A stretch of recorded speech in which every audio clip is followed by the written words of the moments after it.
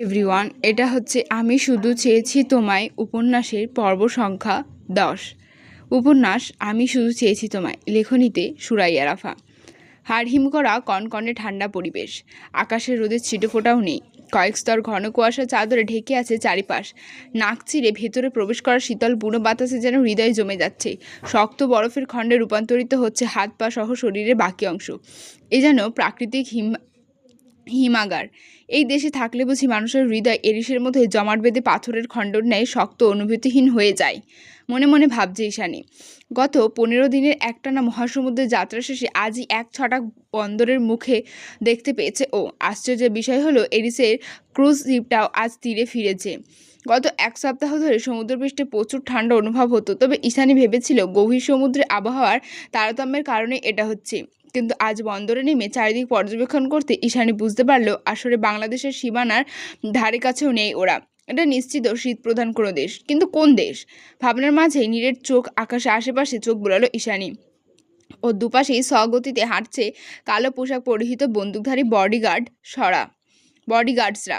সামনেও তাদের সারি সারি অবস্থান। গার্ডসদের আর অন্য পাশে আরেকটু সামনে উঁকি দিতে ঈশানী দেখতে পেল এরিসকে। ওর বেশভূষা আজ ভিন্ন, পরনে ব্ল্যাক ডেনিম জ্যাকেট, মাথায় ব্ল্যাক বেসবল ক্যাপ, চোখেও একই রঙের রোদ চশমা। আজ প্রায় 15 দিন পর আবারও এরিসকে দেখলো ঈশানী। সেদিন জিসানকে ছেড়ে দেওয়ার পর আর এক মুহূর্তের জন্য দেখা হয়নি ওদের। ওতে অবশ্য ঈশানীর ভালোই হয়েছে, ও স্বস্তি পেয়েছে খুব। তবে বর্তমানে এরিসকে রাগান্বিত দেখাচ্ছে, কারোর সাথে ফোন আলাপে ভীষণ ব্যস্ত সে। হাঁটতে হাঁটতে সাবলীল গলায় ফোনের ওপাশের লোকটাকে হুকুম করে এরিস বলছে, জাস্ট কিল হিম।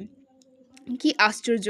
এদের কাছে মানুষকে মেরে ফেলা কতই না সহজ। আচ্ছা, মানুষকে মারতে একটুও কলিজা কাঁপে না এদের? নিজের ভাবনায় নিজেই খানিকটা তাচ্ছিল্য করে হাসল ঈশানী। পরক্ষণেই মনে মনে আওড়ালো, আমি বা কাকে কি বলছি? এরিস কি আদৌ মানুষের কাতারে পড়ে? ও তো সেরফ একটা জানোয়ার। এভাবেই এক পর্যায়ে ভবঘুরে ঈশানী হাঁটতে হাঁটতে খেয়াল করলো ও আসলে গার্ডদের থেকে কিঞ্চিত পিছিয়ে পড়েছে। আশেপাশে তাকিয়ে দেখলো জায়গাটা লোকালয়হীন আর বেশ নির্জন। এখন আর ও ক্রুজ শিপে নেই, চাইলেই যেদিক ইচ্ছে সেদিক দৌড়ে পালাতে পারবে। ব্যাপারটা মস্তিষ্কে ভালো মতো ক্যাচ করতে পালানোর বুদ্ধিটা মাথা চাড়া দিয়ে উঠল ঈশানীর মনে। ও ঠিক করলো এবার ও পালাবে, কারণ এই মুহূর্তে ঈশানীকে খোঁজার মতো স্থির মন মানসিকতা এরিসের মধ্যে লক্ষণীয় নয়। এই জন্যই যেই ভাবা সেই কাজ। ধীরে ধীরে গার্ডসদের থেকে এক পা দুপা করে সরে আসতে লাগে ঈশানী।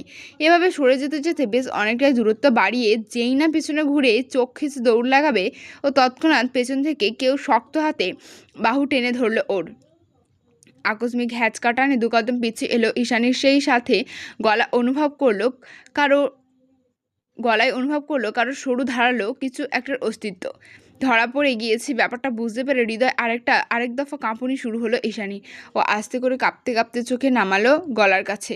দেখলো ওর গলায় ধারালো চাকু ধরে রেখেছে কেউ বললে কথাটা ভুল হবে, কারণ ওই মাস্ক স্নিগ্ধ সুগ্রানটা শুধুমাত্র এরিসেরই। জঙ্গলে এরিসের পরিহিত হুডি থেকে নির্গত এই একই রকম মাস্কে একটা ক্লোনের সৌরভে পাগল প্রায় হয়ে গিয়েছিল ঈশানী, যা আজও স্পষ্ট মনে আছে ওর। নিচে তাকিয়ে চাকুর অবস্থান দেখতে পেয়ে ভয় আঁতকে উঠল ঈশানী। ওর গ্রীবাটা থরথরিয়ে কাঁপছে এই মুহূর্তে। ঈশানীর মতো একটা সহজ সরল অন্তর্মুখী স্বভাবের মেয়ের কাছে এখনকার পরিস্থিতিগুলো অত্যন্ত বেগতিক। ওর মস্তিষ্কটা কখন কি করে বসে ও নিজেও তা ঠাউর করে উঠতে পারে না, যে সেখানে পরিস্থিতি সামাল দেওয়া তো দূরের কথা। তাই এই মুহূর্তে কিভাবে পুরো ব্যাপারটাকে আড়াল করবে, আর কীভাবেই বা এই মরণঘাতী অস্ত্রের হাত থেকে নিজেকে রক্ষা করবে, কিছুই বুঝে উঠতে পারছে না ঈশানী। অগত্যা ভয়ে জর্জরিত হয়ে থরথর করে কাঁপছে শুধু মেয়েটা। ঈশানী এত জোরে জোরে কাঁপছিল যে ওর গলায় চাকু ধরে রাখা এরিসও সেটা পুরোপুরি অনুভব করতে পারছে। ঈশানীর এমন নাজেহাল অবস্থা দেখে মনে মনে ক্রূর হাসল এরিস। মেয়েটা অত্যন্ত ভীতু, অথচ ওপরে ওপরে সাহসিকতার ভান ধরে থাকে সবসময়। আর এই ব্যাপারটাই বেশ ইন্টারেস্টিং লাগলো এরিসের নিকট। পরক্ষণে ইস্যুর কানের কাছে মুখ ঠেকিয়ে দাঁতে দাঁত চেপে ভয়ঙ্কর হাসকি স্বরে ও বলে উঠল, পালানোর চেষ্টাও করো না, এটা এরিসের রাজত্ব। এখান থেকে পালিয়ে যাওয়ার মতো সাহস কিংবা সাধ্য কোনোটাই তোমার নেই, বুঝেছ? এরিসের কথায় জোরে জোরে হ্যাঁ সূচক মাথা নাড়ালো ঈশানী। অতঃপর কথা শেষ করে গার্ডদের ইশারা দিয়ে ঈশানীকে ধরে ফেলতে বলে এরিস। তৎক্ষণাৎ দুজন গার্ডস এগিয়ে এসে ঘিরে দাঁড়ালো ঈশানীকে। ঈশানী এখন পুরোপুরি নজরবন্দি, পালানোর আর কোনো রাস্তা খোলা নেই ওর কাছে। ব্যাপারটা নিশ্চিত হয়ে আবারও ফোনে কথা বলতে বলতে সামনে এগিয়ে যায় এরিস। এখন আর করণীয় কিছু নেই ভেবে সহসা গার্ডসদের নজরবন্দি হয়ে সামনে এগোচ্ছে ঈশানী। বন্ধ ছাড়িয়ে কিছু দূর এগিয়ে আসতে ইস্যু দেখলো রানওয়েতে হেলিকপ্টার দাঁড়িয়ে আছে, সেই সাথে কিছু ব্ল্যাক মার্সিডিজ আর রোলস রয়েসও রয়েছে। এত কাছ থেকে চলন্ত হেলিকপ্টারের তীব্র ঘূর্ণনে সকলে নাজেহাল অবস্থা। রোগা পাতলা গরনের ঈশানী তো হাওয়ায় উড়ে গেল বলে দুদিক দিয়ে ওর দু হাতের কবজি শক্ত করে ধরে রেখেছে গার্ডসরা। অথচ এত তীব্র কনকনে বাতাসে এক চুল পরিমাণও নড়ছে না অন্যান্য গার্ডসরা। তারা যে আদতে কতটা পেশাদার আর পারদর্শী সেই ভেবে রীতিমতো অবাক হলো ঈশানী। তবে ওর অবাকের মাত্রা চরম সীমানায় পৌঁছে গেল তখনই যখন দেখলো কানে বিশাল সাইজের হেডফোন আর চোখে রোদ চশমা লাগিয়ে হেলিকপ্টারের ককপিটে বসে আছে স্বয়ং এরিস, এবং তার কয়েক মুহূর্তের মধ্যেই ওদের সকলের সামনে দিয়ে এরিস নিজ হাতে সব কিছু কন্ট্রোল করে একাই উড়িয়ে নিয়ে গেল হেলিকপ্টারটা। এরিস নিজেই হেলিকপ্টার নিয়ন্ত্রণ করলো, তার মানে তো সে পাইলটদের অভিজ্ঞতা সম্পন্ন। আসলে কি তাই? এই পুরোপুরি ব্যাপারখানা ছোট্ট মস্তিষ্কে বোধগম্য হওয়ার আগে ইস্যুকে টেনে টুনে গাড়িতে বসালো গার্ডসরা। এতক্ষণ যাবৎ বিস্ময়ে কোনো কিছুই মাথায় ঢুকছিল না ঈশানীর। তবে এই মুহূর্তে যখন গাড়িটা চলতে শুরু করলো তখন হঠাৎ করেই ওর মনে হলো এটা আসলে কোন দেশ, আর আমি যাচ্ছিটা বা কোথায়। মনে খচখচনিটাকে দমিয়ে রাখতে না পেরে ভেতরে কিছুটা সাহস সঞ্চার করে ওর পাশে বসে থাকা দানবীয় চেহারার কালো পোশাকধারী গাছটাকে আমতা আমতা করে জিজ্ঞেস করেই বসল ঈশানী। খানিকটা শুষ্ক ঢোক গিলে ভাঙা ভাঙা ইংরেজিতে শুধালো, where are we going? Where are we going? প্রশ্নটা শোনা মাত্রই কালো, এটা না হোয়ার আর উই গোয়িং হবে, না না ঠিকই আছে, হোয়ার আর উই গোয়িং। প্রশ্নটা শোনা মাত্রই কালো পোশাক পরিহিত গার্ডটা ভ্রুযুগল কুচকে তীক্ষ্ণ চাহনি নিক্ষেপ করলো ঈশানীর পানে। যারা প্রশ্নটা জিজ্ঞেস করে মহাভারত অশুদ্ধ করে ফেলেছে ঈশানী।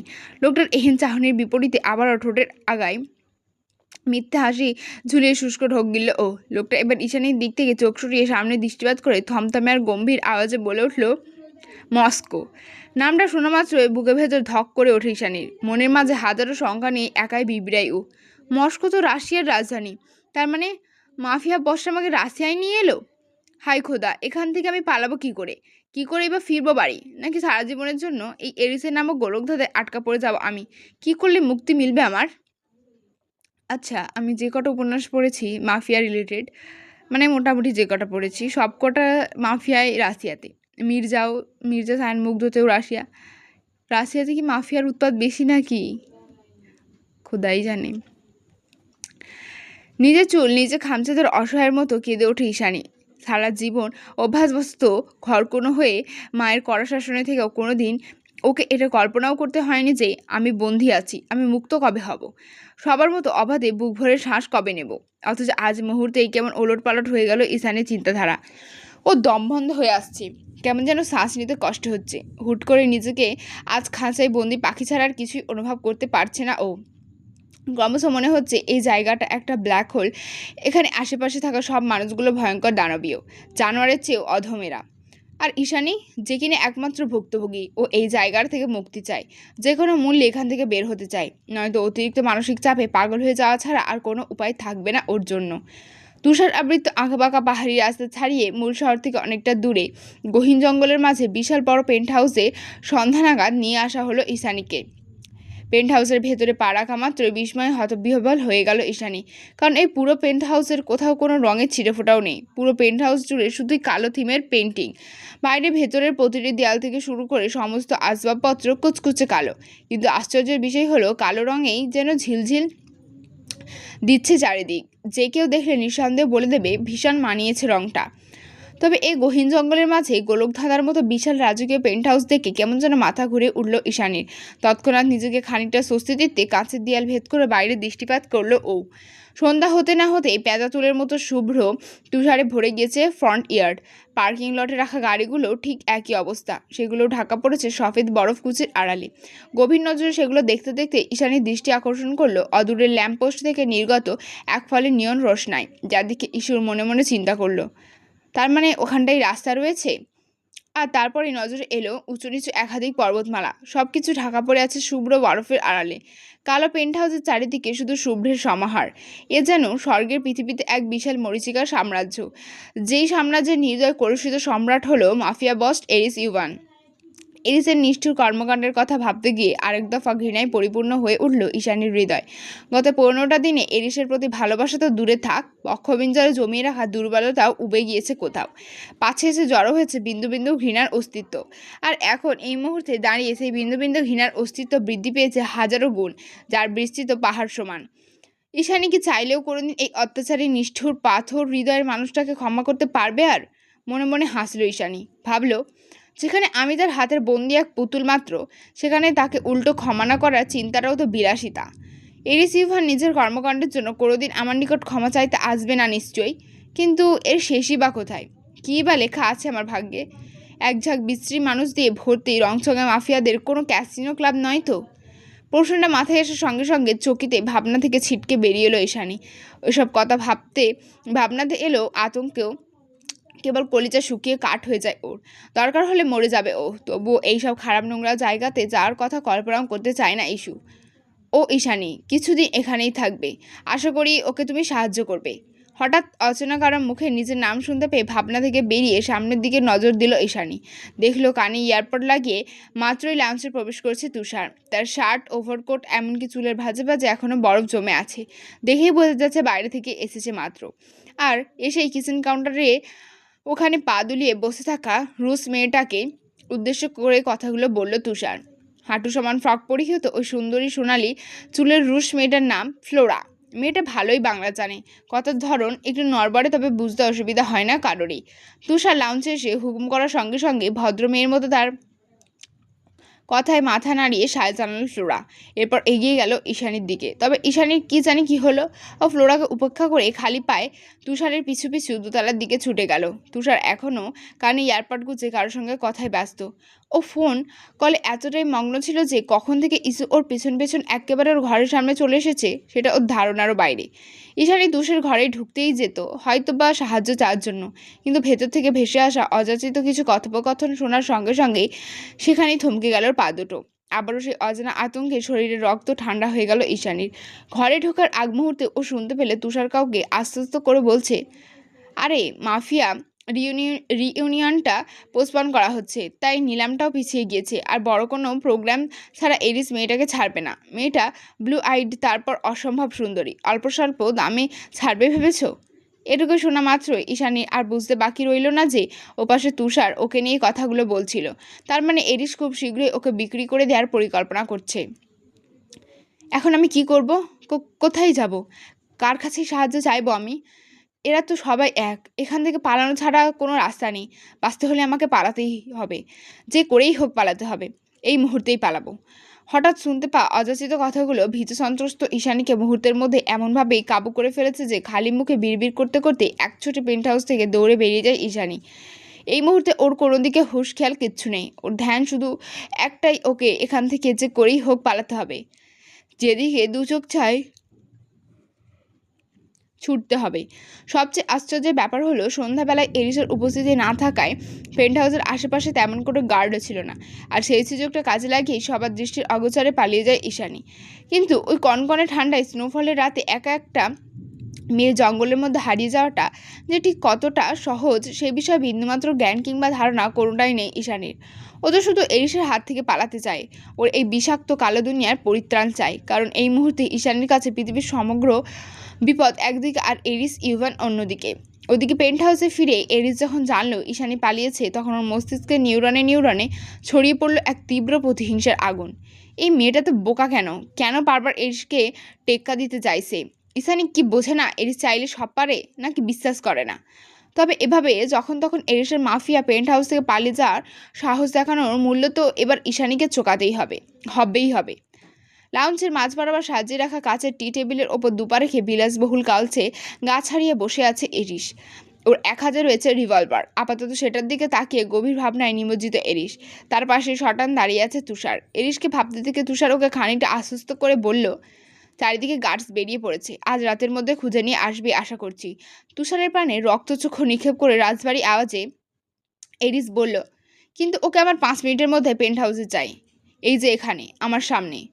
এরিসের কথায় খানিকটা বিরক্ত প্রকাশ করে তুষার বলে ওঠে, but how is it possible Aris? মেয়েটা অলরেডি পালিয়ে গিয়েছে। তুষারের কথায় ঠোঁট ভাঙে হাসল এরিস। এবং সেই কপট হাসি মুখে ঝুলিয়ে রেখে গলা উঁচিয়ে ডেকে উঠল কাউকে। বোঝো, কাম হিয়ার। এরিস ডাকতে ভেতরে কোনো একটা ঘর বেরিয়ে এলো দানবের মতো দেখতে ধপধপে সাদা এক মাংসাশী নেকড়ে। নেকড়েটার শরীরের গঠন বিশাল আকৃতির, চোয়ালের এক একটা দাঁত মরণঘাতী অস্ত্রের চাইতেও বেশি ধারালো তার। ছোট ছোট কুটির চোখগুলোতে ভেসে আছে ভয়ানক হিংস্রতা। সব মিলিয়ে সাদা নেকড়েটাকে দেখতে এতটাই ভয়ানক যে দূর থেকে দেখলে ভয়ের চোটে গলা শুকিয়ে আসবে সবার। অথচ এই দানবীয় হিংস্র প্রাণীটিকে বহু বছর ধরে পরম আদরে লালন পালন করে আসছে এরিস, যেন এটা কোনো পশুমানা নিরীহ কুকুর বিড়াল। এরিস বলেছে মানে সবই সম্ভব। চোখ দিয়ে বোঝোকে ইশারা করে দেখিয়ে তুষারের উদ্দেশ্যে কথাটা বলল এরিস। বোঝো এতটাই হিংস্র যে ওকে দেখা মাত্রই তুষার সহ আশেপাশের অন্যান্য গার্ডসরাও কয়েক কদম পিছিয়ে দাঁড়ালো সবাই। এমনিতে এরিস যখন পেন্ট হাউসে না থাকে তখন খাঁচাতেই বন্দি করে রাখা হয় বোঝোকে।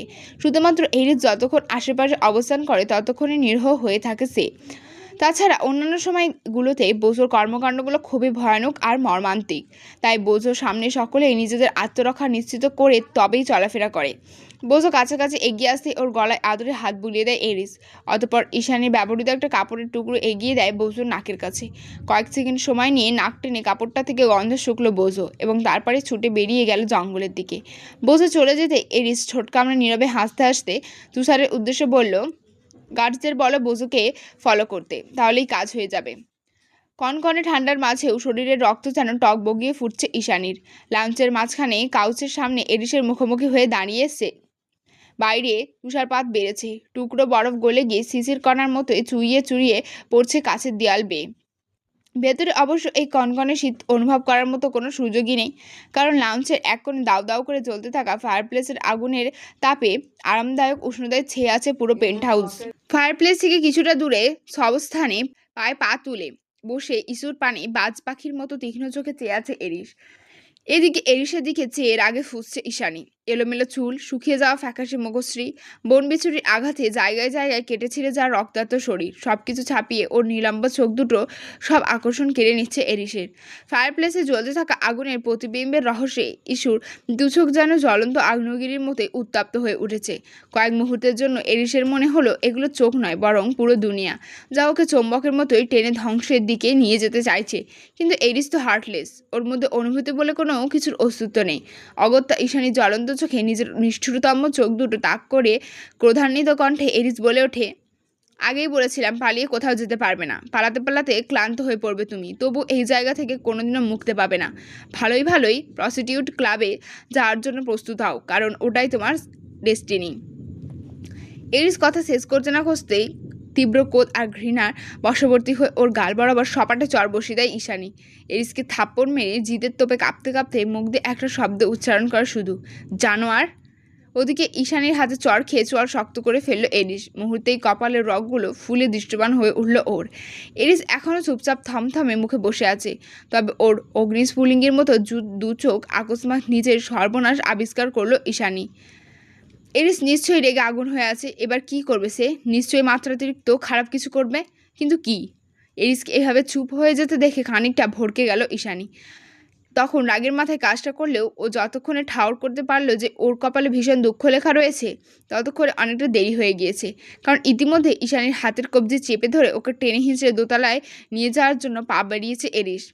ঈশানী নিজের হাত ছাড়ানোর বৃথা চেষ্টা করছে ক্রমাগত, কিন্তু ওইটুকুন পুঁটি মাছের মতো একরত্তি মেয়েটা কি আর মাফিয়া বস এরির সঙ্গে পেরে ওঠার সাধ্য আছে? এরিস ঈশানীকে এমনভাবে টানছে যেন কোনো জড়বস্তুকে টেনে ওপরে তুলছে ও। কোনো দায়ামায়া কিচ্ছু নেই। এক পর্যায়ে সিঁড়ির লেনিং খামচে ধরে মেঝেতে হামাগুড়ি খেয়ে পড়ে যায় ঈশানী। সেখান থেকে কোনো মতে হাতের তালুতে ভর করে মাথা তুলে কাঁদতে কাঁদতে এরিসকে মিনতি করে বলে, দয়া করে ছেড়ে দিন, আর কখনো এমন হবে না, আমার লাগছে। এরিস পেছনে ঘুরে ঈশানী জামার কলারটা চেপে ধরে ওকে দাঁড় করায়। অতঃপর রাগে গজরাতে গজরাতে আগুন ছড়া কণ্ঠে বলে ওঠে, সেটা আমাকে থাপ্পড় মারার আগে ভাবা উচিত ছিল তোমার। কথা শেষ করে আবারও টানতে টানতে ওপরে একটা ঘরে নিয়ে গিয়ে খাটের ওপর ঈশানীকে ছুঁড়ে মারে এরিস। অত্যন্ত ক্ষুব্ধতায় ছুঁড়ে মারার দরুন ব্যথায় কুকড়ে ওঠে ঈশানী। ঈশানীকে খাটে ফেলে ওর থেকে কয়েক হাত দূরে সাজিয়ে রাখা কাউচ চেয়ারে গিয়ে পায়ে পা তুলে বসে পড়ে এরিস। অতঃপর দরজার কাছে দাঁড়িয়ে থাকা দুজন বিধুরে দেখতে রাশিয়ান পুরুষকে আঙুলের ইশারায় ভেতরে আসতে বলল ও। এরিসের কর্মকাণ্ড ঠিক বুঝে উঠতে পারছে না ঈশানী। তবে লোকগুলোর দিকে দৃষ্টিপাত করতেই আঁতকে দাঁড়াবে শীতল স্রোত নেমে গেল ঈশানীর। ও খেয়াল করলো লোক দুটোর চাহনিতে বৃষ্টির লালসা, অস্থিরতায় দুটো ঠোঁটের ফাঁক দিয়ে বেরিয়ে আসা চিপগুলো কেমন লক করছে তাদের, যেন অনুমতি পেলে ঝাঁপিয়ে পড়ে একেবারে শকুনের মধ্যে ছিঁড়ে খুঁড়ে খাবে ঈশানীর নরম তুলতুলে শরীরটা। এতক্ষণে নিজের সর্বস্ব হারানোর ভয়ে মুখ থেকে রক্ত সরে গিয়েছে ঈশানীর। ও উপায়ন্তর না পেয়ে বিছানার নরম চাদরটা খামচে ধরে আতঙ্কিত দৃষ্টিতে চেয়ে আছে লোক দুটোর পানে।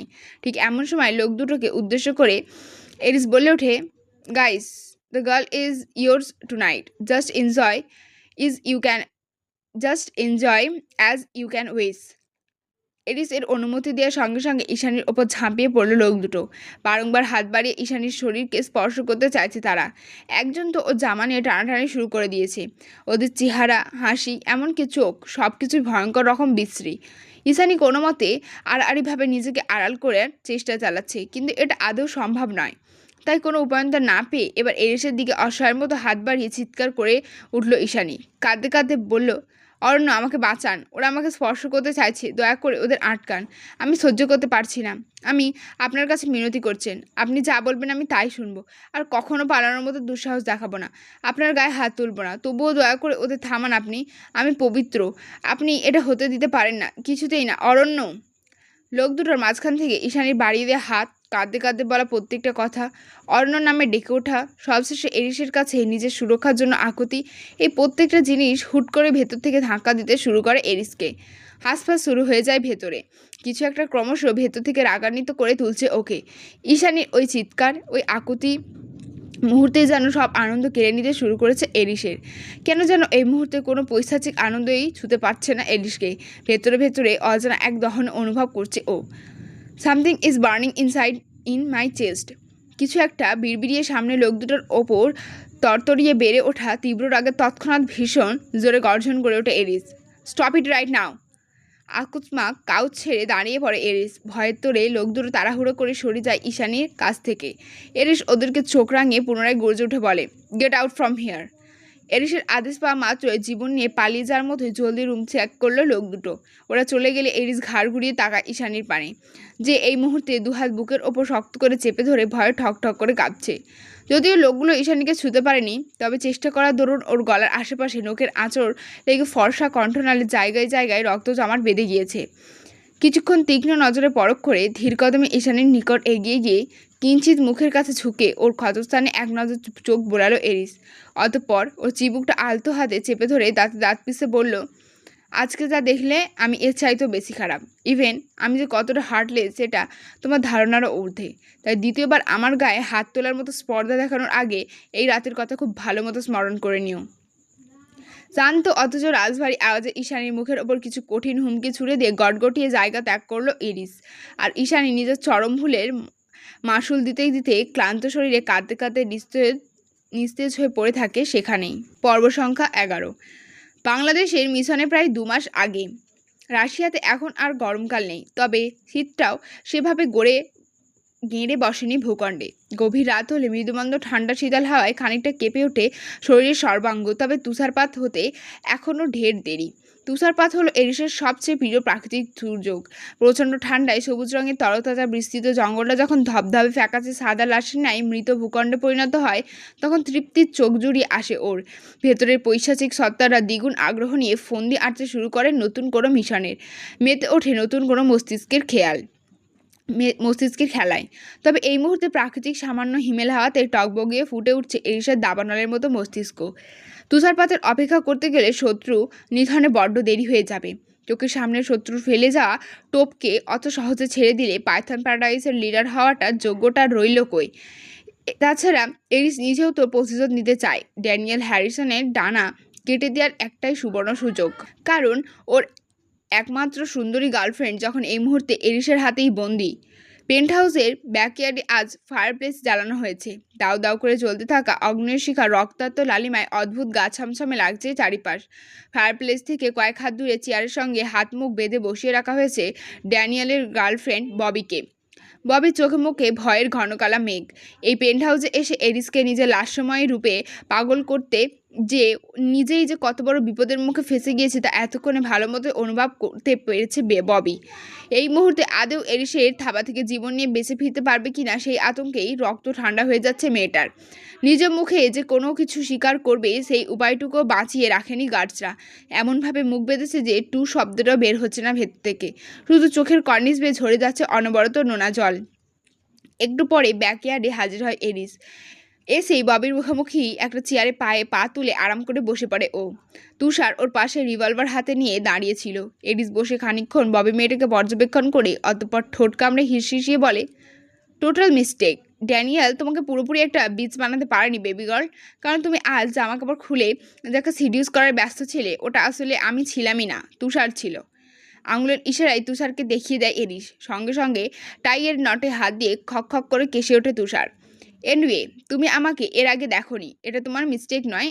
অফকোর্স এটা তোমার গডফাদার ড্যানিয়েলের মিস্টেক। অত্যন্ত ঠান্ডা স্বরে ববিকে কথাগুলো শুনিয়ে তুষারের দিকে না তাকিয়ে নিজের সিল্কি কালো চুলগুলোতে ব্যাক ব্রাশ করতে করতে এরিস ওকে আদেশ দিয়ে বলল, ড্যানিয়েলকে ভিডিও কনফারেন্সে নিয়ে এসো।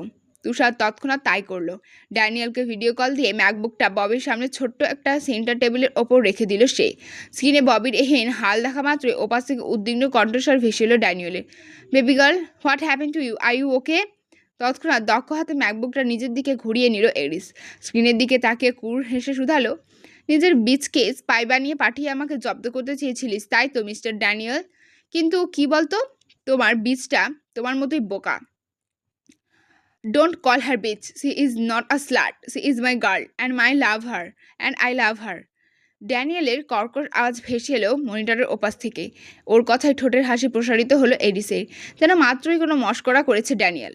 ওকে কিছু করো না, আমরা একটা ডিলের মাধ্যমে সমঝোতায় আসতে পারি। দরকার পড়লে ব্রাডভাইয়ের সাহায্যে। উদ্ভ্রান্তের মতো কথা বলে যাচ্ছিল ড্যানিয়েল। তখন হুট করে ওর মুখের ওপর কথা ছুড়ল এরিস, তুমি বোধহয় ভুলে যাচ্ছ ব্রাডভা আমার কথাই চলে। ইভেন ব্রাডভাইয়ের কোনো মাফিয়া বসই আমার কথার বাইরে গিয়েও তোমাকে সাহায্য করতে আসবে না, কারণ তুমি রুলস ব্রেক করেছো, আমার টেরিটরিতে নিজের স্পাই পাঠিয়েছো। এবার সত্যিই ক্ষীণ হয়ে এলো ড্যানিয়েলের গলার স্বর। সে খানিকটা কাহিল কণ্ঠে এরিসকে অনুনয় করে বলল, প্লিজ এরিশঙ্কা, ওকে কিছু করো না। যা প্রতিশোধ নিতে হয় আমার সাথে মোকাবিলা করো। আমি ববিকে সত্যিই ভালোবাসি। একটা মাফিয়া বস হয়ে কাউকে কি করে ভালোবাসতে পারো তুমি ড্যানিয়েল? তাও আবার সেটা নিজের শত্রুর সামনে এভাবে জাহির করছো? সিরিয়াসলি? হাসল এরিস। পরবর্তীতে মুখভঙ্গিমা গম্ভীর করে কঠিন গলায় বলে উঠল, একজন মাফিয়া কোনোদিন কাউকে ভালোবাসতে পারে না, কিন্তু তুমি বেসেছো। তাই তুমি অনেক দুর্বল ড্যানিয়েল। নিজের এই দুর্বল আত্মাটাকে নিয়ে আমার সাথে আর কখনো গেম খেলতে এসো না, নইলে এভাবেই মারা পড়বে। কথা শেষ করে তুষারের হাত থেকে রিভলভারটা ছিনিয়ে নিয়ে পেছন থেকে একটা গার্ডকে পয়েন্ট করে আচমকা গুলি ছুড়ল এরিস। এরপর সামনে ঘুরিয়ে রিভলভারে থাকা সবকটা গুলি কয়েক ন্যানো সেকেন্ডের মধ্যে পাশ করে দিল সামনে বসা ববির মস্তিষ্কে। ওর এই আকস্মিক কর্মকাণ্ডে হতভম্ব সকলে। ভিডিও কলের ওপাশ থেকে ড্যানিয়েলের রাগী গর্জন ভেসে আসছে। সে অনবরত চিৎকার করে এরিসকে কঠিন হুমকি দিয়ে যাচ্ছে। মুহূর্তেই এরিসের রিভলভার থেকে গুলি ছুড়ে চোখের সামনে গোটা ম্যাকবুকটাই ভেঙে ফেললো। তুষার চট করে কোমর থেকে আরেকটা গান বের করে সতর্ক অবস্থান নিতে নিতে এরিসকে শুধালো, কি হলো হঠাৎ? এরিস ঘাড় ফুটিয়ে এদিক ওদিক সতর্ক দৃষ্টিপাত করে বলল, ড্যানিয়েল যখন ভিডিও কনফারেন্সে কথা বলার সময় বারবার হাত নাড়িয়ে কাউকে মোর্স কোড বোঝাচ্ছিল, তখনই সন্দেহ হয়েছিল যে ওদের ব্যাকআপ প্ল্যান আমার পেছনেই রয়েছে। এরপর সন্দেহের পারদটা আরেকটু ঝালিয়ে নেওয়ার উদ্দেশ্যে ববির পায়ের দিকে লক্ষ্য করলাম এবং তখনই শিওর হলাম she is also a mafia guard, কারণ ওর পায়ে ইংরেজি অক্ষরে ব্রাডভা ট্যাটু করা ছিল, যেটা আমাদের সবার শরীরেই রয়েছে বর্তমান। আরে কি ভাবছো সেই তখন থেকে? তোমাকে কিছু জিজ্ঞেস করছি আমি রিশঙ্কা। অ্যালেক্স এর কথায় ধ্যান ভঙ্গ হয় এরিসের। সে বিরক্ত ভঙ্গিতে পায়ের ওপর পা তুলে কাউচে চেয়ার গা এলিয়ে বসে। সেন্টার টেবিল থেকে হাতের ওয়াইনের গ্লাসটা তুলে তাতে সিপ নিয়ে নীরের স্বরে বলে ওঠে, কি বলছিল শুনতে পাইনি। আশ্চর্য মন কোথায় থাকে তোমার? Don't talk too much. কি বলতে চাইছো সেটা সোজা সাপটা বলো, আর কাজের কথার বাইরে অন্য কথা থাকলে বিদায় হও। তুষার রাস্তা দেখিয়ে দেবে। অ্যালেক্স খানিকটা মেঘে রাগ দেখিয়ে বলল, তুমি আমাকে এই স্নোফলের মধ্যে বিদায় হতে বলছো? আমাকে, এই টমেটো প্রিন্সকে? Tomato Prince? আমি দয়ালু নয়, তাছাড়া এটা আমার পেন্ট হাউস অ্যালেক্স। কথায় নড়চড় হলে তোমাকে এই স্নোফলের মধ্যেই মেরে পুঁতে রেখে দিতেও আমি দুইবার ভাববো না। এরিসের বরফ শীতল ধারালো কথার পারদে শুষ্ক ঢোক গালে অ্যালেক্স। পরক্ষণে জিভ দিয়ে অদরভি যে পুনরায় শুধালো, বলছিলাম যে মিস্টার ড্যানিয়েল আর তোমার মাঝে লাস্ট টাইম ঝামেলাটা কী নিয়ে? সেটা তোমার না জানলেও চলবে। Just enjoy your drinks. অ্যালেক্সের জিভ ঘষে কথা বেরোনোর আগেই ওকে মাঝপথে থামিয়ে দিয়ে কর্কশ আওয়াজে কথা ছাড়ে এরিস। আজ প্রায় 1 সপ্তাহের বেশি হয়ে গেল ঈশানী এই কালো পেন্ট হাউসে পুরোপুরি বন্দি। না, কেউ ওকে হাতে পায়ে বেঁধে তালা মেরে কক্ষবন্দি করে রাখেনি, তবে গার্ডসরা নজরবন্দি করে রেখেছে সবসময়। পেন্ট হাউসের নিচের তলায় যেখানে স্টাফ কোয়ার্টার, তারই অন্য পাশে কিচেন কাউন্টার। কিচেন পেরিয়ে দুটো 12 বাই 12 ফুটের ছোট্ট ছোট্ট রুম, যার একটাতে থাকে ফ্লোরা নামক রুশ মেয়েটি, আর অন্যটাতে ঠাঁই হয়েছে ইস্যুর। প্রথম কদিন এই ছোট্ট রুমটা থেকে কিছুতেই ভয়ে বের হয়নি ঈশানী, পাছে না ওকে ধরে নিয়ে বিক্রি করে দেয় লোকগুলো। ভালোবেসে ঠকে যাওয়ার ভীষণ যন্ত্রণা, নিজের করা ভুলের জন্য নিয়তিস্বরূপ সব হারিয়ে নিঃস্ব হয়ে একা একটা বন্দি জীবনের গোলকধাঁধায় আটকে পড়ার বিষণ্ণতা, পালানো আকাঙ্ক্ষা, বেঁচে ফেরার আকুতি, সব কিছু মিলিয়ে যেন এক প্রলয়ঙ্কারী ঝড় বয়ে গিয়েছে ইস্যুর তনু হৃদয়ের ওপর দিয়ে। কিন্তু এত কিছুর মাঝেও ঈশানী আবিষ্কার করে ফ্লোরা মেয়েটাকে। মেয়েটা বন্ধু সুলভ। দিনরাত ঈশানীর খোঁজ নেয় সে।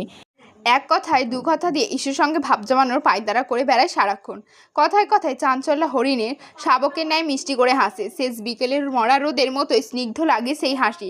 প্রথম প্রথম ভয়ে কুঁকড়ে থাকলেও ধীরে ধীরে ঈশানীও স্বাভাবিক হতে শুরু করে ফ্লোরার সঙ্গে। যদিও ইস্যু সবসময়ের মতোই কথা কম বলে, তবে ফ্লোরা ওকে কথা বলতে বাধ্য করে। মনে করিয়ে দেয় দেশে ফেলে আসে সবচেয়ে ভালো বন্ধু নিঝুমের কথা। ঈশানী তো এটাই ভেবে পায় না যে ফ্লোরার মতো একটা সাদাসিধে কুলকুলে বহমান নদীর জলের মতো ঠান্ডা প্রাণোচ্ছল একটা মেয়ে এই মাফিয়াদের কালো দুনিয়ায় করছেটা কি, কীভাবেই বা টিকে থাকছে সে। ঈশানী জানতে চায় ফ্লোরার অতীত। জিজ্ঞেস করলে হয়তো উত্তর দিতে 1 মিনিটও দ্বিধাবোধ করবে না ফ্লোরা, কিন্তু ওই যে অন্তর্মুখী স্বভাবের দরুন সব কথা সহজে জিজ্ঞেস করে উঠতে পারে না ও। এই কদিন ঈশানী আরও একটা গুরুত্বপূর্ণ জিনিস লক্ষ্য করেছে। এরিস, তুষার কেউই সচরাচর পেন্ট হাউসে থাকে না। এ ব্যাপারে ফ্লোরাকে জিজ্ঞেস করলে ফ্লোরা জানায়, এরিস বেশিরভাগ সময় রাশিয়ার বাইরে থাকে। কখন আসে কখন চলে যায় সে হদিস কেউ দিতে পারে না। এছাড়া বিভিন্ন সময় মিশনের উদ্দেশ্যে দেশ ত্যাগ করলে মাসের পর মাসও কেটে যায়, তবুও ফিরে আসে না এরিস। মাঝে মধ্যে এমনও হয় বহুদিন না ফেরার দরুন আমরা ধরেই নিই এরিস আর বেঁচে নেই, কারণ মাফিয়াদের জীবন মরণের কোনো সিকিউরিটি নেই। মিশনে গেলে আদৌ ফিরে আসবে কিনা তারও কোনো নিশ্চয়তা নেই। আর এভাবেই চলতে থাকে বছরের পর বছর। ঠিক তেমনই গত কিছুদিন ধরেই পেন্ট হাউসে নেই এরিস। ঈশানী অত্যন্ত দেখেনি। অবশ্য এরিস গন্তব্যে না থাকলে স্বস্তি লাগে ঈশানীর। এই সময়গুলোতে একটু শান্তিতে দম নিতে চায় ও, নিজেকে বাঁচিয়ে রাখার ক্ষুদ্র প্রয়াস বলা চলে। কারণ এরিস এলেই প্রচণ্ড ভয়ে তটস্থ থাকে ঈশানী, কখন যেন আবার ওকে ওইসব নোংরা জায়গায় পাঠানোর কথা বলে ফেলে সেই আতঙ্কে। বিকেল থেকে চুলায় ভেড়ার মাংস কষাচ্ছে ফ্লোরা। অন্য পাশে কাউন্টারের ওপর ময়দার গোলা বানিয়ে সেটাকে অপটু হাতে মেখে খামির বানানোর চেষ্টা চালাচ্ছে ইস্যু।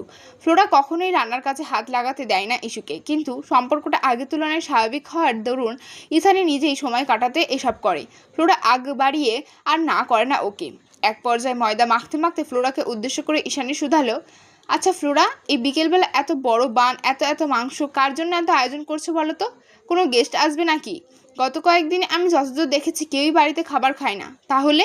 ফ্লোরা সসপ্যানের ঢাকনা খুলে খানিকটা লবণ চেখে দেখতে দেখতে ঠোঁট উল্টে বলল, কার জন্য আবার? বৌজোর জন্য। হ্যাঁ, এত কষ্ট করে রান্না করে তুমি ওই ভয়ঙ্কর জন্তুটাকে খাওয়াবে? তুমি জানো সেদিন রাতে ও আমাকে কত জোরেই না ধাওয়া করেছিল। ভাবলে এখনও কলিজা শুকিয়ে কাঠ হয়ে আসে আমার। কথা বলতে গিয়েও খানিকটা ভয়াতুর ঢোক গিলল ঈশানী। বিশাল সাইজের বানটা ওভেনে ঢুকিয়ে ওকে আশ্বস্ত করে ফ্লোরা বলে, কি করবো বলো, বোঝো এরিসের খুব আদরের। তাছাড়া আমার তো কাজ নেই এখানে। বছরে 2বার একবার পেন্ট হাউসে ডিনার অথবা লাঞ্চ করে এরিস, সেদিনই একটু রান্নাবান্না করতে হয়। তাছাড়া আমি তো শুয়ে বসেই দিন কাটিয়ে দিই। ফ্লোরার কথার পাচ্ছে ঈশানী শুধায়, তুমি এখানে কেন পড়ে আছো ফ্লোরা? তোমার কি ভয় করে না ওদের? কেন চলে যাচ্ছ না এই কালো দুনিয়া ছেড়ে? তুমি কি বুঝতে পারো না এখানে থাকা মানে তোমার ভবিষ্যৎ মরিচিকারির মতো অন্ধকার? নাকি তোমাকে ওরা জোর করে? ঈশানীর কথায় মৃদু হাসল ফ্লোরা, অতঃপর ওকে আশ্বস্ত করে বলল, তুমি যা ভাবছো তেমন কিছুই নয় ইস্যু। আমার বাবা মা দুজনই এরিসের আন্ডারে কাজ করতো। ওরাও কিছু বছর আগে একটা মিশনে মারা যায়। তারপর থেকে আমি এখানে আছি বলতে পারো। কথা শেষ করতে পারে না ফ্লোরা, তার আগেই বাইরের তুষার ঝড়ের দিকে চোখ যায় ওর। তুষারের বেগ বেড়েছে তা দেখে মেয়েটা সচকিত হয়ে চট করে কথা ঘুরিয়ে বলে ওঠে, খাবার আমি সার্ভ করে দিচ্ছি, তুমি একটু কষ্ট করে গার্ডসদের হাতে পাত্রটা দিয়ে এসো না ইস্যু। দুপুরের দিকে সামান্য রোদ দেখতে পেয়ে ছাদ বারান্দায় অনেকগুলো জামা কাপড় দিয়ে এসেছিলাম, এখন তুষার পড়ছি, নিশ্চয়ই সবগুলো ভিজে যাবে। এই সরি, সবগুলো জামা কাপড় এতক্ষণে বরফ জমে হাড্ডিতে পরিণত হয়ে গিয়েছে। কথা শেষ করে ছাদে বারান্দার দিকে দ্রুত ছুট লাগায় ফ্লোরা। ওদিকে খাবার পাত্র হাতে নিয়ে বোকা বনে যায় ঈশানী। ও তো জানেই না এই ফোজোর ঘর কোন দিকে, গার্ডসরাই বা কোথায় দাঁড়িয়ে আছে। অগত্যা কোনের দিকে যাবে না বুঝতে পেরে চেঁচিয়ে ফ্লোরাকে ডাকে ঈশানী। আরে যাবোটা কোন দিকে সেটা তো বলে দিয়ে যাও। ওপাশ থেকে সাড়া দেয় না ফ্লোরা, হয়তো শুনতেই পায়নি। মাফিয়া পেন্ট হাউস বলে কথা, সাউন্ডপ্রুফ আর সিকিউর তো হবেই। এদিকে এরিস পেন্ট হাউসে না থাকে খুব বেশি ভাবলো না ঈশানী। খাবারের পাত্র সমেত হাঁটা দিল লাউঞ্চের দিকে, কিন্তু এদিকটায় কোনো ঘর নেই। তাই এবার ভয়ে ভয়ে পা বাড়ল দোতলায়। সেই যে প্রথম দিন এরিস টেনে হিঁচড়ে নিয়ে গিয়েছিল, তারপর আর কোনোদিনও এ মুখও হয়নি ঈশানী। এতদিন বাদে আজ আবারও একই পথে পা বাড়াতে কিঞ্চিত ভয় করছে ওর, কিন্তু স্বস্তি একটাই, আশেপাশে কোথাও এরিস নেই। তাই কিছুটা আত্মবিশ্বাস নিয়েই এবার করিডোর ধরে হাঁটা শুরু করে ঈশানী। বিশাল করিডোরের এমাথা ওমাথা খুঁজতে খুঁজতে এক পর্যায়ে দেখলো করিডোরের শেষ মাথায় কিছু গার্ডস দাঁড়িয়ে আছে। মনে হয় তারাই পাহারা দিচ্ছে। তাদের দেখে ইস্যুর মনে পড়ে যায় ফ্লোরা বলেছিল বোজোর ঘরের সামনে সর্বক্ষণ গার্ডস পাহারা থাকে, তার মানে এরাই হবে হয়তো। সেই ভেবে সামনে এগোয় ঈশানী। সামনে এগোতেই দেখতে পায় একটা বিশাল আকৃতির নান্দনিক কারুকার্য করা কালো ফটকের সামনে পাহারায় দাঁড়িয়ে আছে লোকগুলো। ইস্যু ওদের নিকট এগিয়ে গিয়ে ঠোঁটের সাহায্যে শুষ্ক অদর ভিজি আড়ষ্ট কণ্ঠে বলে, খাবার নিয়ে এসেছিলাম। ইস্যুর কথা শোনা মাত্রই দুপাশে সরে দাঁড়িয়ে দরজা সামান্য খুলে হাতের ইশারায় ভেতরে এগিয়ে যেতে বলে লোকগুলো। তাদের এই অদ্ভুত রহস্যময়ী কর্মকাণ্ডগুলো বড্ড ভাবায় ঈশানীকে। ও অমনোযোগী হয়ে এলোমেলো পায়ে ভেতরে যেতে যেতে বিড়বিড় করে বলে ওঠে, আশ্চর্য, লোকগুলো এমন কেন কথা বলতে পারে না নাকি? ওদিকে এরিস, অ্যালেক্স আর তুষার কিছু একটা নিয়ে কথা বলায় ব্যস্ত ভীষণ। ঠিক এমন সময় দরজা ঠেলে ভেতরে প্রবেশ করে একটা মেয়ে, যার আগমনে সচকিত হয়ে পেছনে ঘুরে তাকায় ওরা তিনজনই। রিনঝিন করে ঝঙ্কার তোলা নূপুরের আওয়াজে এরিসের চোখ যায় ঈশানীর পায়ের দিকে। মোমের মতো মসৃণ ফর্সা দুটো পা, প্রচণ্ড ঠান্ডার মাঝেও খালি পায়ে তকতকে মেঝের ওপর দাঁড়িয়ে আছে মেয়েটা। খালি পায়ে দাঁড়িয়ে থাকার দরুন ফর্সা পা দুটো রক্তিম হয়ে আছে, যেন দুধে আলতা বর্ণ তার। পা থেকে শুরু করে ধীরে ধীরে এরিসের কুটিল দৃষ্টি বিচরণ শুরু করে ঈশানীর সর্বাঙ্গে। পরনে ফ্লোরার থেকে ধার করা ফিনফিনে পাতলা একটা ফ্রক, হাতে খাবারের পাত্র, কাজ ছাড়িয়ে পিঠে নেমে আসা রেশমের মতো সিল্কের চুলগুলোর দু একখানা চুল অবাধ্য সহচরের ন্যায় এলোমেলো হয়ে বিচরণ করছে মুখের ওপর। হাত আটকে থাকার দরুন ঈশানী চাইলেও সেগুলো ঠিকঠাক করতে পারছে না সহজে। পান পাতার মতো ঢলঢলে সুন্দর মুখশ্রীর এখানে সেখানে লেগে আছে ময়দার গুঁড়ো। হাত দুটোর ওই একই অবস্থা, ময়দার মাখামাখি সেগুলো। দেখে মনে হচ্ছে ময়দার ড্রাম থেকে মাত্রই উঠে এসেছে মেয়েটা। অথচ এত এলোমেলের মাঝেও ঈশানীর সমুদ্র জলের মতো গভীর নিরাম্বর ওই টানা টানা চোখ দুটো পুরো দুনিয়ার আকর্ষণ কেড়ে নিতে সক্ষম। যে আকর্ষণ থেকে আজ বাদ যায়নি স্বয়ং টমেটো প্রিন্স অ্যালেক্সও। এই ভাই কি নাম এটা, টমেটো প্রিন্স।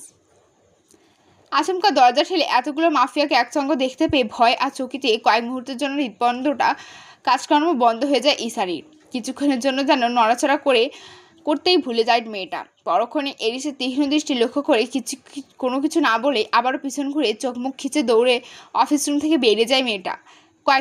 মাত্র কয়েক মিনিটের ব্যবধানেই বৃষ্টির শেষে শীতল হাওয়ার মতোই বুক ছেড়ে ভেতরে প্রবেশ করে।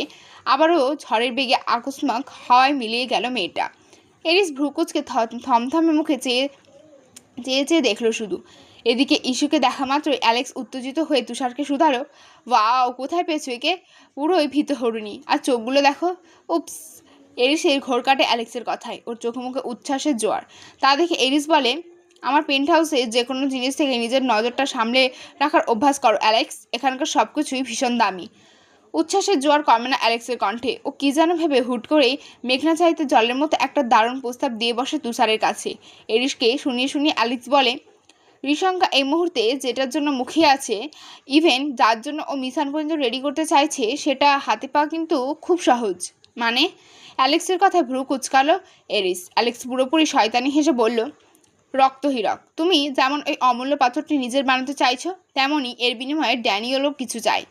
তুষার বলল, আমি জানি আপনি আকারে ইঙ্গিতে মেয়েটার কথা বলছেন, কিন্তু একটা মেয়ের বিনিময়ে ড্যানিয়েল কেন আমাদেরকে ব্লাড ডায়মন্ড দিতে যাবে?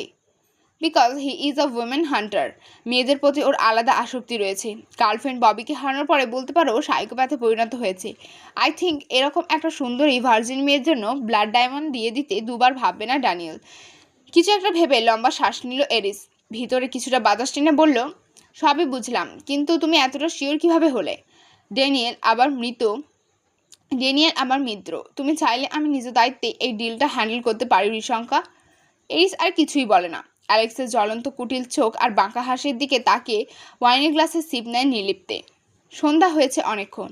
বাইরে অবিরত তুষারপাত হচ্ছে। পেঁচা চুলের মতন ঠান্ডা বরফকুচি জমে একেবারে সাদা হয়ে আছে দৃশ্যপট। ফ্রন্টিয়ার ছাড়িয়ে চোখের সামনে পুরো জঙ্গলটায় যেন আস্ত এক বরফখানে রূপান্তরিত হয়েছে। দেখলেই কেমন চোখ জুড়িয়ে আসে। ঝুলন্ত বারান্দার রেলিং ঘেঁষে দাঁড়িয়ে বাইরের তুষারপাতের দৃশ্য একমনে উপভোগ করছে ঈশানী। ঠিক এমন সময় দুমক ধোঁয়া ওটা কফি নিয়ে ওর পাশে এসে দাঁড়ায় ফ্লোরা। ঈশানীর শরীরের গরম কাপড় নেই। কোনো মতে একটা চাদর নিয়ে নিজের শরীর আবৃত করে রেখেছে শুধু। অবশ্য ভেতরের দিকে ঠান্ডাটা অনুভব করা যায় না তেমন।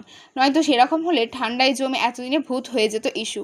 তবে বারান্দায় এখানে ভালোই শীত লাগছে। ফ্লোরা এসে ঈশানীর এক হাতে কফির মগ ধরিয়ে দিয়ে অন্য হাতটা নিজের সোয়েটারের পকেটে পুরে দিয়ে মিষ্টি হেসে বলল, কফিটা পান করো, আরাম পাবে। বিপরীতে ফ্লোরাকে আন্তরিকতা মাখা এক চিলতে হাসি ফেরত দেয় ঈশানী।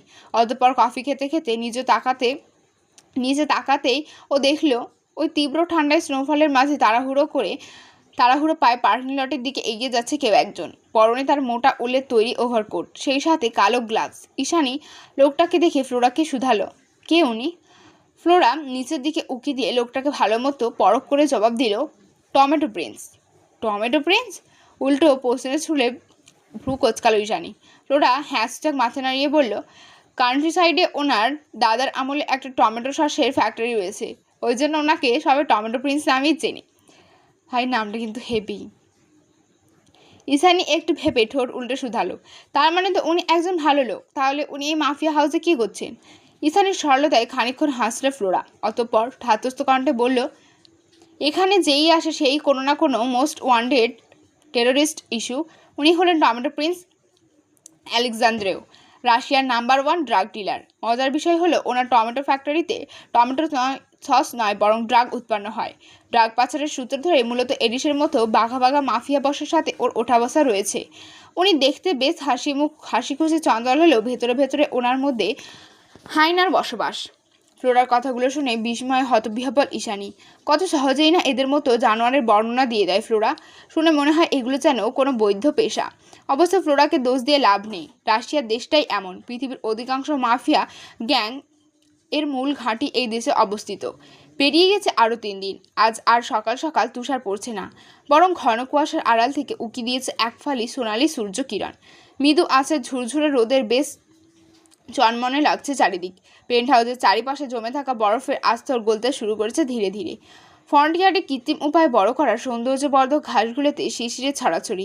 সব মিলিয়ে সুন্দর এক প্রাণোচ্ছল সকাল। তবে ঈশানীর জন্য আজ সকালটা হতে চলেছে সবচেয়ে অভিশপ্ত আর বিষাদময়। কারণ এই সিদ্ধান্ত নিয়েছে ও ব্লাড ডায়মন্ডের বিনিময়ে ঈশানীকে ড্যানিয়েলের ক্লাবে পাঠিয়ে দেবে। ব্লাড ডায়মন্ড এরিসের বহু বছরের স্বপ্ন, অবসেশন বলা চলে। এই পাথরের বিশেষত্ব আর মূল্য দুটোই আকাশচুম্বী। তার চেয়েও বড় কথা, মাফিয়া জগতে রাজ করতে হলে পৃথিবীর বিখ্যাত এই ব্লাড ডায়মন্ড তো এরিসের কুক্ষিগত করতেই হবে। তাছাড়া ড্যানিয়েল হ্যারিসন আপোসে রাজি হয়েছে। এইরকম শান্তি চুক্তি কেই বা হাতছাড়া করে? তার জোর ধরে ইতিমধ্যে অ্যালেক্সের তত্ত্বাবধানে ড্যানিয়েল কিছু বিশ্বস্ত গার্ডসরা এসেছে ঈশানীকে তুলে নিয়ে যেতে। ঈশানী তখন সবে পাউন্ডারিতে একটা কামড় বসিয়েছে মাত্র। ঠিক তখনই গার্ডসরা হনহনিয়ে ভেতরে প্রবেশ করে ওকে জোর জবরদস্তি করতে শুরু করে। প্রথমে বুঝে উঠতে না পারলেও পরক্ষণে ঈশু ঠিকই বুঝতে পারে যে এরিস ওকে কোথাও পাঠিয়ে দিচ্ছে। যখনই ব্যাপারটা ঈশানীর বোধগম্য হলো, সঙ্গে সঙ্গে যেন পুরো আকাশ ভেঙে পড়লো ওর মাথার ওপর। ও তৎক্ষণাৎ বাইরে না যাওয়ার জন্য কাঁদতে কাঁদতে দৌড়ে গিয়ে লুকিয়ে পড়ে কিচেন কাউন্টারের পিছনে। গার্ডসরা সেখান থেকে দুবাহু শক্ত করে চেপে ধরে টেনে হিঁচড়ে বের করে আনে ঈশানীকে। অতিরিক্ত টানা হেঁচড়ার ফলস্বরূপ ওর পরনের ফিনফিনের সফেদ গাউনটা ছিঁড়ে যায় পায়ের কাছ থেকে। শরীরটা ব্যথা দিয়ে ভরে গিয়েছে, অথচ ঈশানী তাতে বিন্দুমাত্র নজর নেই। ও বারবার নিজেকে ছাড়ানোর বৃথা চেষ্টা করে যাচ্ছে। এক পর্যায়ে যখন জবরদস্তি আর কোনো শক্তি অবশিষ্ট থাকে না ওর মাঝে, তখনই চিৎকার করে কেঁদে ওঠে ঈশানী। বারবার মিনতি করতে থাকে ওই নিষ্ঠুর গার্ডসগুলোর কাছে, আমাকে ছেড়ে দাও, আমি কোথাও যেতে চাই না, মরে গেলেও আমি ওই জায়গাতে যাব না, কিছুতেই না। এতক্ষণ যাবৎ ফ্রন্ট ইয়ার্ডে দাঁড়িয়ে তুষারের সঙ্গে কিছু একটা নিয়ে আলাপ করছিল এরিস। হুট করে পেন্ট হাউসের ভেতর থেকে আসা ঈশানীর আকস্মিক চিৎকারে মস্তিষ্ক সজাগ হয়ে উঠল ওর। বারবার একই গলার চিৎকার, কান্না, মিনতি ভেসে আসছে ভেতর থেকে। এরিস নিজের বাজপাখির মতো তীক্ষ্ণ দৃষ্টি ভেতরে নিক্ষিপ্ত করে তুষারকে জিজ্ঞেস করলো, কি হয়েছে? ড্যানিয়েলের লোকেরা ওকে নিয়ে আসতে ভেতরে গিয়েছে, জবাব দেয় তুষার। এরিস আর বিপরীতে কিছু বলে না। তুষার শুধু লক্ষ্য করে মুহূর্তেই এরিসের স্বাভাবিক মুখাভঙ্গিমা কঠিন রূপ ধারণ করেছে। ও হাত দুটো মুখ বদ্ধ ও করে ঈশানীর চিৎকার না শোনার চেষ্টা করছে। একটু পরেই গার্ডসরা টেনে হিঁচড়ে পেন্ট হাউস থেকে বের করে নিয়ে এলো ঈশানীকে। প্রচণ্ড ধস্তাধস্তির ফলে ওর সফেদ গাউনটা ময়লায় ভরে গিয়েছে। জায়গায় জায়গায় ছিঁড়ে পায়ের কোমল অংশ বেরিয়ে এসেছে চোখের সামনে। তবুও নিজেকে ছাড়াতে মরিয়া ঈশানী।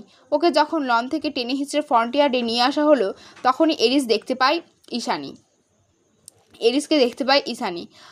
ওকে দেখা মাত্রই চিৎকার করে কেঁদে ওঠে মেয়েটা।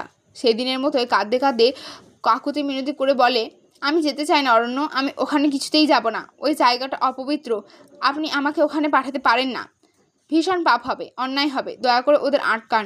আপনি তো সব পারেন, তাহলে বাঁচাচ্ছেন না কেন? আমায় কেন যেতে দিচ্ছেন আমাকে?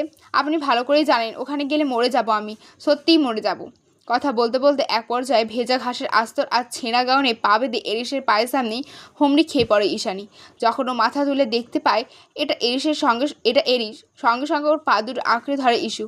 ভীষণ অসহায় কণ্ঠে অনুনয় করে বলে, দয়া করুন, এটা হতে দেবেন না। আমি সারা জীবন আপনার এই কালো দুনিয়ায় আটকে থাকতে রাজি আছি, তবুও বাঁচান আমায়। আপনি যা বলবেন তাই শুনবো, কখনো কোনো কৈফিয়ত চাইবো না। তবুও ওদের আটকান, একবার বাধা দিন। আমি যেতে চাই না ওখানে, হতে চাই না ওই নোংরা মানুষদের একজন। ঈশানী বলেই যাচ্ছিল যতক্ষণ না গার্ডরা পুনরায় ওকে টেনে হিঁচড়ে গাড়ির কাছে নিয়ে যেতে শুরু করে। এরিস এখনও নিষ্প্রভ চোখে কান্নারত ঈশানীর মুখের দিকে চেয়ে আছে, যে পেছনে ঘুরে ওর দিকে নিজের হাতটা বাড়িয়ে রেখেছে। এরিস জানে না এই মেয়েটা কেন সবসময় বিপদের মুখে ওর দিকে হাত বাড়িয়ে দেয়। মেয়েটা কি বোঝে না এরিস যে একটা হার্টলেস? কিন্তু এই মুহূর্তে যে ওই অশ্রুভেজা নীল চোখে গুলো আরও একবার আগুন ধরিয়ে দিয়েছে এরিসের বুকের পেশিতে। হুট করেই ওর পাপি মনটা পাপের ভয়ে তটস্থ হয়ে উঠেছে। কেন যেন ভেতর থেকে উগড়ে বেরিয়ে আসতে চাইছে নিজের রাগী সত্তাটা। বারবার ভেতর থেকে ধাক্কা অনুভব করছে ও। ভেতরটার সত্তাটা মানতে চাইছে না বাস্তবতা। ফেস্টিনি ঊর্ধ্বে গিয়ে ওর মন বলছে, ঈশানী সত্যিই পবিত্র, ভীষণ পবিত্র। বসন্তে সাদা ফোটা চেরি ব্লোজমের মতোই সুব্রতা তার সর্বাঙ্গে। ব্লাড ডায়মন্ডের চেয়েও বহুগুণ মূল্যবান তার এই পবিত্র সত্তা, তার এই সরলতা। এই মেয়েটাকে পাপ ছুঁতে পারে না, অসম্ভব। এরিস সেটা কিছুতেই হতে দিতে পারে না, কিছুতেই না। মনের ভাবনাকে কোনো অবস্থাতেই দূরে ঠেলে দিতে পারছে না এরিস। এই মুহূর্তে ওই মহাসমুদ্রের মতো টলটলে অশ্রুভেজা স্নিগ্ধ নীল চোখের জোড়ায় তুলনায় শুধু ব্লাড ডায়মন্ড কেন, পুরো দুনিয়াটাই তুচ্ছ ঠেকছে এরিসের নিকট।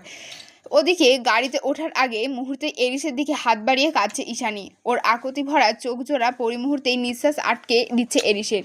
ঈশানী কিছুতেই গাড়িতে উঠছে না দেখে এক পর্যায়ে রেগেমেগে হাতে রিভলভারটা দিয়ে ওর মাথায় আঘাত করে বসে একটা গার্ড। সঙ্গে সঙ্গে কপাল কেটে রক্ত বেরিয়ে আসে ইসুর। ঈশানীর কপাল চুইয়ে রক্ত গড়িয়ে পড়ছে তার দেখা মাত্রই কয়েক ন্যানোসেকেন্ডের মধ্যে ওই গার্ডের মাথায় রিভলভার তাক করলো এরিস। মুহূর্তেই পুরো ক্লাইম্যাক্স বদলে দিয়ে আগুন ছড়া তেজি কণ্ঠে গর্জে উঠল, বলল, এই ডোন্ট ডেয়ার টু টাচ হার। এরিসের কর্মকাণ্ডে মুহূর্তেই অবাকের সপ্তম আসমানে পৌঁছে গেল আশেপাশে থাকা প্রত্যেকে। পেছন থেকে তুষার ডেকে উঠল ওর নাম ধরে, এরিস কি করছেন? এই মুহূর্তে কারো কথায় ভ্রুক্ষেপ নেই এরিসের। ও ফ্লোরাকে ডেকে পাঠিয়ে আদেশ করে বলল, ওকে ভেতরে নিয়ে যাও ফ্লোরা।